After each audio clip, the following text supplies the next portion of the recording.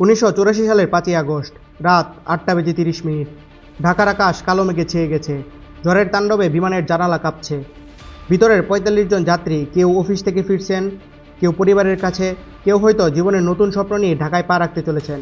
কিন্তু তারা হয়তো কল্পনাও করেনি এটাই হতে চলেছে তাদের জীবনের শেষ ফ্লাইট। মাত্র কয়েক সেকেন্ড, তারপর এক বিকট বিস্ফোরণ। চারপাশে আগুনের হালকা দোয়ার কুণ্ডলী। ঢাকার আকাশে নিঃশব্দে হারিয়ে গেছে 49টি প্রাণ।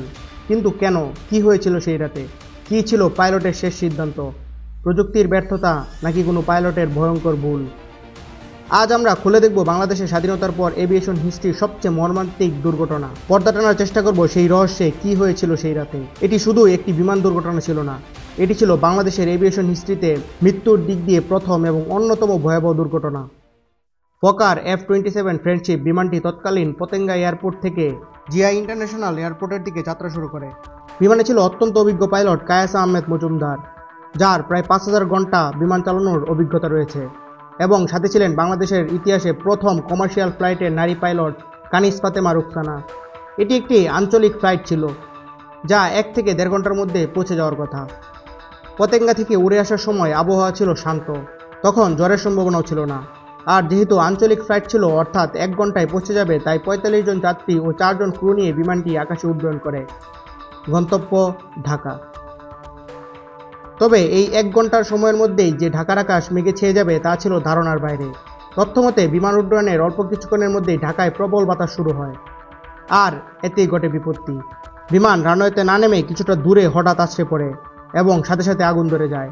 মর্মান্তিক এই বিমান দুর্ঘটনায় 49 জনের মৃত্যু হয়। এটি ছিল স্বাধীন বাংলাদেশের ইতিহাসে অন্যতম প্রাণঘাতী বিমান দুর্ঘটনা। দুর্ঘটনার পরপর বিমানটির black box, flight data recorder ও ককপিট ভয়েস রেকর্ডার খোঁজা শুরু করা হয় এবং তদন্ত কমিটি গঠন করা হয়। তদন্ত কমিটির রিপোর্টে উঠে আসে সেই রাতের ভয়ঙ্কর দৃশ্যগুলো। বিমানটি চট্টগ্রাম থেকে স্বাভাবিকভাবেই উড্ডয়ন করেছিল, সবকিছু স্বাভাবিক ছিল। পাইলট ককপিটের কন্ট্রোলারের মাধ্যমে এয়ার ট্রাফিক কন্ট্রোলার বা এটিসি এর সাথে যোগাযোগ রাখছিলেন। কিন্তু ঢাকার যত কাছাকাছি আসছিল বিমানটি, আবহাওয়া ততই প্রতিকূলে যাওয়া শুরু করে। সেই সময় ঢাকার আকাশে শুরু হয় ঝড়ো বৃষ্টি ও বজ্রপাত। তীব্র বাতাস ও নো ভিজিবিলিটি বিমানটির জন্য মারাত্মক চ্যালেঞ্জ হয়ে দাঁড়ায়। আর এখানেই পাইলট সবচেয়ে বড় ভুলটি করে বসেন। পাইলট এই প্রতিকূল আবহাওয়াতেও অবতরণের চেষ্টা শুরু করেন, কিন্তু খারাপ আবহাওয়ার কারণে পরিস্থিতি জটিল হয়ে উঠতে শুরু করে। ভিজিবিলিটির সমস্যার কারণে রানওয়ে সঠিকভাবে দেখা যাচ্ছিল না, তার সাথে ছিল তীব্র বাতাসের চাপ। বিমানটি যখন ঢাকার বিমানবন্দরে রানওয়ের কাছে পৌঁছায়, তখন হঠাৎ প্রবল বাতাসের চাপে নিয়ন্ত্রণ হারিয়ে ফেলে। বিমানটি রানওয়েতে পৌঁছানোর পূর্বেই নিচে নেমে আসে, ফলে এটি রানওয়েতে পৌঁছানোর পূর্বেই ক্র্যাশ ল্যান্ডিং করে বিধ্বস্ত হয়। তদন্ত কমিটি রিপোর্ট জমা দিলে রিপোর্টে উঠে আসে এই দুর্ঘটনার পিছনের কারণগুলো। সেখানে দেখা যায় দুর্ঘটনায় প্রধানত আবহাওয়া ও কারিগরি বিষয় বড় ভূমিকা রেখেছিল। যে রাতে দুর্ঘটনাটি ঘটে সে রাতে প্রবল বর্ষণ ও বজ্রপাত হচ্ছিল, ফলে ভিজিবিলিটির পাশাপাশি উইন্ড শেয়ারও অনেক বেশি ছিল। উইন্ড শেয়ার হলো একটি বিপজ্জনক আবহাওয়ার ঘটনা, যেখানে বাতাস হঠাৎ গতিপথ পরিবর্তন করে, যা বিমানের ভারসাম্য নষ্ট করতে পারে। বাতাসের চাপ ও ভিজিবিলিটি না থাকার কারণে পাইলটের পক্ষে উপযুক্ত সময়ের মধ্যে বিমানকে সামলানো সম্ভব হয়নি। তাছাড়া ঢাকার বিমানবন্দর তখনও এত উন্নত ছিল না, ফলে আধুনিক প্রযুক্তির সাহায্যে বিমান অবতরণ করানোর সুযোগ সীমিত ছিল। আর ফলাফল 49 জনের মৃত্যু। তদন্তে বড় কোনো যান্ত্রিক ত্রুটির কথা উল্লেখ করা হয়নি।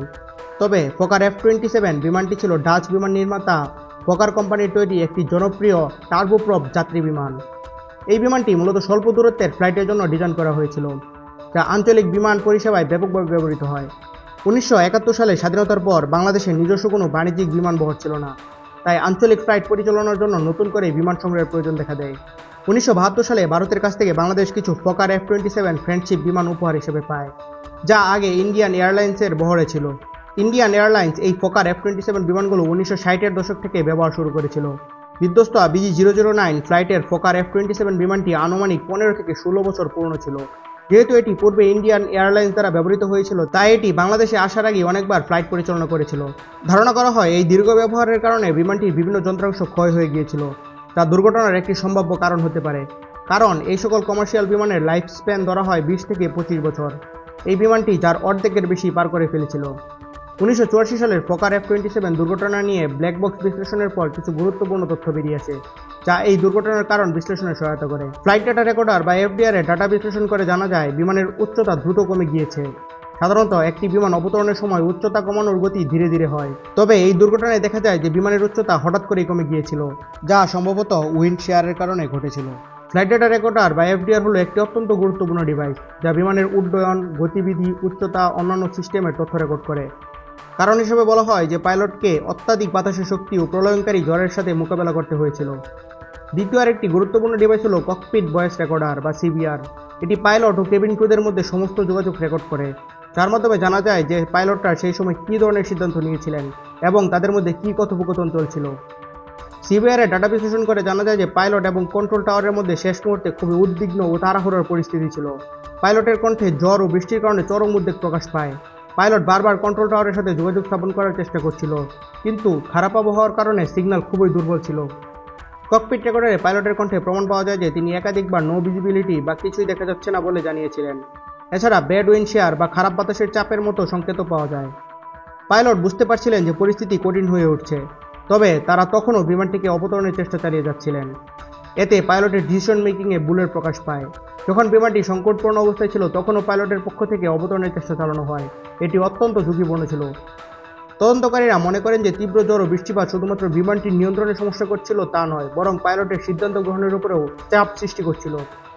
এছাড়াও রাতের সময় এই ঝড়ের মধ্যে অল্প দূরত্বের দৃশ্যমানতার কারণে পাইলট রানওয়ের অবস্থান বুঝতে পারছিলেন না। এই অবস্থায় এভিয়েশন রাডার ও গাইডলাইন সিস্টেমের সাহায্য খুবই প্রয়োজন ছিল, যা তখনকার সময়ের বিমানগুলোতে খুবই অল্প সংখ্যক ছিল। পাইলট তাদের অভিজ্ঞতা থেকে রানওয়ে খোঁজার চেষ্টা চালায়, কিন্তু এমন ভয়ঙ্কর পরিস্থিতিতে ভুল সিদ্ধান্ত নেওয়াটাই স্বাভাবিক। তদন্তে কারিগরি ত্রুটি তেমন কোনো প্রমাণ পাওয়া যায়নি, তবে ধারণা করা হয় যেহেতু বিমানটি অনেক দিনের ব্যবহৃত, ফলে যন্ত্রাংশের ক্ষতির কারণেও এটি করতে পারে।